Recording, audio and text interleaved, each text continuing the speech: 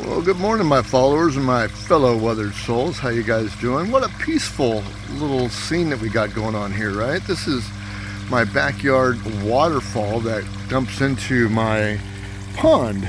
And as you can see, I have about a 300-gallon pond here. And I have put like 20 feeders in there that have been going at it all summer. Got a nice little ecosystem going on here. To attempt to do with this pond is to do a little aquaponics. And those of you who don't know what aquaponics is that we're going to use this pond water right there. We're going to use this pond water and this whole little ecosystem that I got going on here, and we're going to put a pot right on top of that cinder block right there, and we're going to attempt to grow some broccoli throughout the winter time and see what goes on. I've never done this before. I've done a little bit of research on it. It's actually one of those things that I want to do, and I want to try to understand. And I'm going to be doing all kinds of research on it as we go through, because it's a real fun thing to do. And you know me, I always like to figure out how things go and how things grow. So let me take you on and get you all started out to what we're doing here, okay? So anyway, said pond or waterfall, you know, some little bit of what do you call circulation with water, so the water stays not stagnant. Some fish that develop all the nitrogen, eat the food and all that stuff. A little aeration here to keep the pond aerated. And this pond's been going strong, pretty good. And then of course I sunk a cinder block down just below the surface. And I'm pretty good at keeping the water level up on this. So as we have a little bit of evaporation, I usually keep the water level up between the 1 and 2 inches that it falls, you know, every 2 weeks. But I pretty much keep up on that. And now that I'm doing this system, I'm definitely going to have to keep an eye on it and make sure that it stays at least within a 1-inch level constant to keep my soil medium wet and my roots going. So here we go. The next part I'm going to be at is where we're going to go do the potting of my seedlings. So we'll be right back. All right, well, I am back, and we are want to show you what we can do here in my this is actually my planting area right here. I've got my garden. Some of you have seen my garden that is still going. I've got it all shaded off because we've had a heat wave here, and man, it's been to the plants. So I've been trying to water them, trying to keep them going. I've got some of the stuff covered up and ready for next year, but hey, we're here about aquaponics right now. Here's the pot that I got here. It's about a 12-inch pot. Oops, excuse me. It's about a 12-inch pot, pretty deep. I had put some old broken up terracotta and pots that have broken over the years down at the bottom to do a little drainage, and we're going to be using some perlite and some potting mix on top of it, and that's where we're gonna do. And basically what I have learned through Jack Spirko is that we use the perlite, and yes, Jack, I hate money. I bought the small bag, but the only reason that I bought the small bag is because I really don't know if I'm going to be doing this on a large scale as I learn how to do this, or whether I'm going to just make this trial, see what goes on over the winter. But Jack would have you buy the big 50, 100 pound bags or whatever, because this perlite stuff is not cheap in the small bags like what I bought here. But as you get more in quantity, of course it gets cheaper. Here's the last of my potting soil mix that I bought from Costco. It's an all right mix, to tell you the truth, but I've had better stuff, so we'll see what goes on. I like to be making my own soil, of course. In my garden right now, I've got that box covered right now with some soil, but I've been working on for like 12 years, and it kind of lost its nitrogen, so I am fixing that as we speak. So give me a second, and I will get set up here with what we're doing.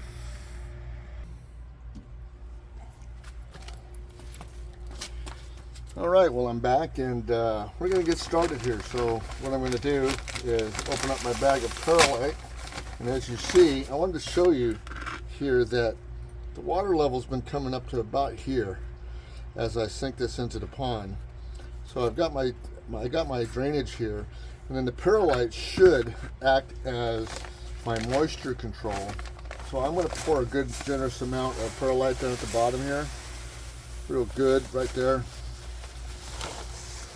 Let that settle in, because basically the stuff is got a lot of dust in it, but we're going to let it settle through, and that's going to be how my moisture wicks up from the bottom of the pot. Now it'll wick up anyways, because the soil's in there, and it's constantly wants to wick up through the drier layers and get stuff wet above it. But the perlite, I think, is going to be, or at least is what Jack tells me, is that it's going to be beneficial in using a material like this for aquaponics. So we're just going to bring that down here like so. We'll put that away. See, I didn't use very much of that. I used about maybe a quarter bag. And then we will take our moisture control potting mix anyway, and then we will put that in there. So let's go.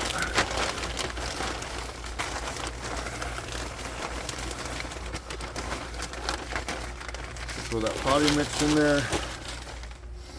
I like to break up the clumps, make sure that it's all nice and unclumpy. For some reason, I think that the roots can't get through the clumpiness, and don't worry about going down to the bottom of the perlite if you have some perlite in there. As you notice, if you buy like the Miracle Grow potting soil, which is the worst soil around, but when you're in a pinch and you need potting soil, I guess it's okay. But the regular Miracle Grow has a lot of perlite in it, so you don't need it so much. And we're going to go ahead and put a little bit more in here, because I'd like my soil up to be near the top, and then the soil will settle out as it actually settles. It gets wet and it settles down, and we'll probably come back in a week or two and put a little bit more soil on the top. But actually, this stuff that I did get from Miracle Grow is actually pretty good. I used it and mixed it in with some of my soil in my garden, and it seemed to decompose very well. And but it doesn't provide a lot of nitrogen, so you have to do a little bit of maintenance on your beds every year to keep those nitrogen up, because as you grow and grow and grow every year, you take all those nutrients and stuff out of your soil. I happen to have a good soil base, but I grow so much stuff that the nitrogen gets depleted. So as you saw in back of me, I have that bed covered to where, I've got compost and chicken poop and everything under there, and covered that up, and I won't uncover that until March, and then I'll be ready to test that soil and make sure that I have sufficient nitrogen to be able to plant my plants and have them have vigorous growth, at least until then, until I have to adjust them back down to where I don't put as much nitrogen in there, so they can fruit up and flower and do everything it's supposed to be. So anyway, so here's the basis of it. I'm going to go grab the seedlings, and I will be right back.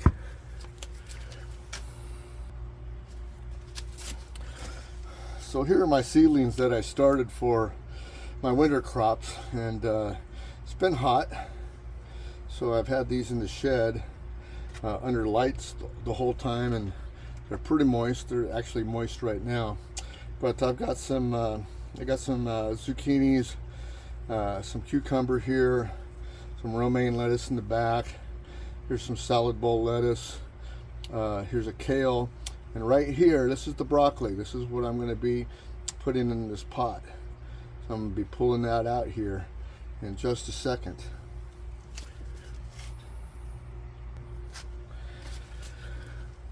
So one thing that I want to do note about growing seedlings in like your shed or greenhouse or things like that with artificial light is that the seedlings always want to grow up and try to reach the light. So sometimes they get a little spindly here, as you can see.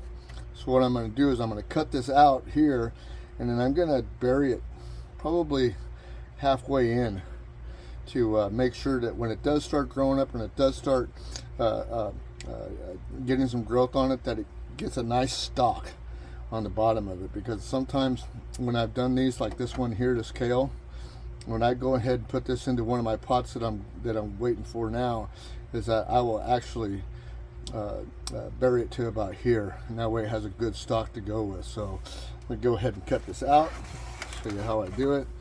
These little bare spots here is where my seeds didn't take, and that's unfortunate. I really hate it because seed is expensive and it's time consuming to do, and I hate when things don't propagate and come out. It bugs me when that happens. So we do have this one thing of broccoli here. I'll be putting that back into my compost bin so that I can use it.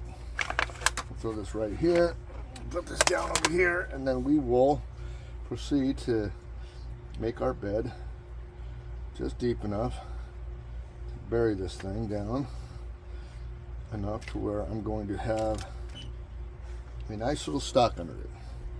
And here we go. We'll bury that down. See, there's only about an inch of that plant left on the top. I will pat it down a little bit. It's wet underneath there, and this soil is pretty moist, so I don't think that I'm going to pre-water it to start the wicking. I think the wicking will happen naturally. And now it is time for us to go put it in the garden, or put it in the pond. So, all right, well, we're back, and you see that I have my pot here with my seedling, and I also have the cinder block that I'm going to put it back on top of, and we're just going to bury this thing in there, and we're going to let it go. So it's nice and sturdy. As you can see, I probably have, let's see, I have about up to here of water, so that's a good 2-3 inches of water that I'm going to be working with on the bottom, and that should be sufficient enough for the wicking action to take place and give that a little growth. If I come out here tonight, later on today, and still the top of it is dry, I might splash it with a little water just to kind of help the wicking action go, but after that, I don't think I'm going to do anything. So, do I know what I'm doing? Do I understand what's going on with this whole system? No, but I'm hoping that, the fish with the ecosystem that they have created inside the pond, the circulation that I have with the waterfall, the pump, and the aeration should be enough to get us going pretty well. As far as what goes on when we get colder and the water gets colder, I don't know. We're gonna go through that and jump that hoop when we get there. But hopefully I'll have a nice established plant in a couple of weeks, and we'll be reporting back to you. So I just wanted to thank you guys for listening in on this podcast, or this little short video that I got. It's not really that. I really do appreciate you guys being here. This is Bruce, aka The Weathered Soul, on my new homesteading podcast, and I hope you enjoyed what I did here, and I'll give you a check-in here in the next couple of weeks. We'll see what's going on. All right, so you guys have a great day, and we'll see you later. Bye.